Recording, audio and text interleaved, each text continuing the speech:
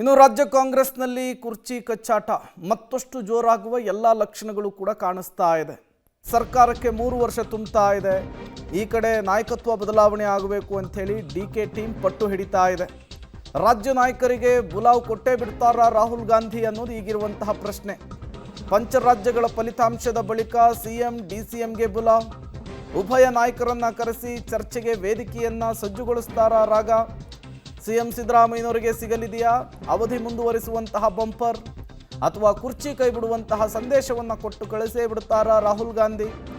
DCM DK Shivakumar ಅವರಿಗೆ ಬರ್ತ್ಡೇಗೆ high command gift ಕೊಟ್ಟೇ ಬಿಡುತ್ತಾ? ಪಟ್ಟಾಭಿಷೇಕನ, ಪರ್ಯಾಯ ನಾಯಕತ್ವನ? ರಾಹುಲ್ ಗಾಂಧಿ ಕೈಯಲ್ಲಿ ರಾಜ್ಯ ಕಾಂಗ್ರೆಸ್ನ ಭವಿಷ್ಯ ನಿಂತಿದೆ. ಏನು ಮಾಡ್ತಾರೆ ರಾಹುಲ್ ಗಾಂಧಿ ಅನ್ನುವಂತಹ ಕುತೂಹಲ ಇದೆ.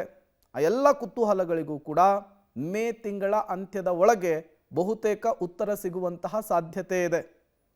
ಈ ಮೂಲಕ ರಾಜ್ಯ ಕಾಂಗ್ರೆಸ್ನಲ್ಲಿ ಏನಾಗುತ್ತೆ ಎನ್ನುವಂತಹ ಸಹಜವಾದಂತಹ ಕುತೂಹಲ ಮತ್ತೊಮ್ಮೆ ಜೋರ್ ಚರ್ಚೆಗೆ ಗ್ರಾಸವಾಗ್ತಾ ಇದೆ.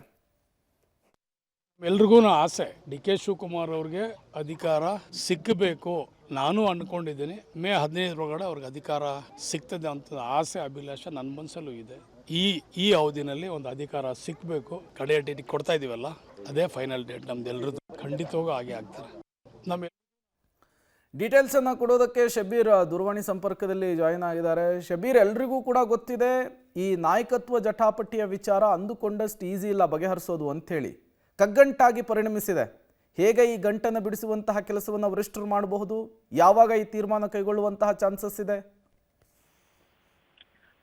ಪ್ರೇಮ್, ನೋಡಿ, ರಾಜ್ಯದಲ್ಲಿ ನಾಯಕತ್ವ ಬದಲಾವಣೆ ವಿಚಾರಕ್ಕೆ ಸಂಬಂಧಪಟ್ಟಂತೆ ಅಂತಿಮ ನಿರ್ಧಾರವನ್ನ ರಾಹುಲ್ ಗಾಂಧಿ ಅವರು ತೆಗೆದುಕೊಳ್ಬೇಕಾಗಿರುವಂತದ್ದು.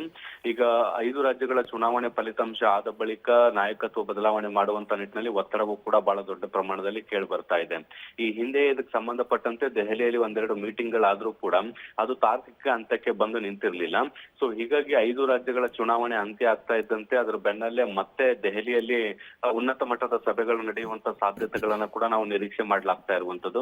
ರಾಹುಲ್ ಗಾಂಧಿ ಸಿಎಂ ಮತ್ತೆ ಡಿಸಿಎಂ ಇಬ್ಬರಿಗೂ ಕೂಡ ಬುಲಾವನ್ನ ಕೊಟ್ಟು ಪರಸ್ಪರ ನೇರ ಸಭೆಗಳನ್ನ ನಡೆಸಿ ಒಂದು ತಾರ್ಕಿಕ ಅಂತ್ಯಕ್ಕೆ ಬರಬಹುದು ಅನ್ನುವಂತ ಲೆಕ್ಕಾಚಾರಗಳನ್ನ ಕೂಡ ಹಾಕ್ಲಾಗ್ತಾ ಇರುವಂತದ್ದು. ಮೇ 15 ಒಳಗಡೆ ಈ ಬೆಳವಣಿಗೆ ಆಗುತ್ತಾ ಇಲ್ವಾ ಅನ್ನುವಂಥದ್ದು ಸದ್ಯಕ್ಕಿರುವಂತ ಪ್ರಶ್ನೆ.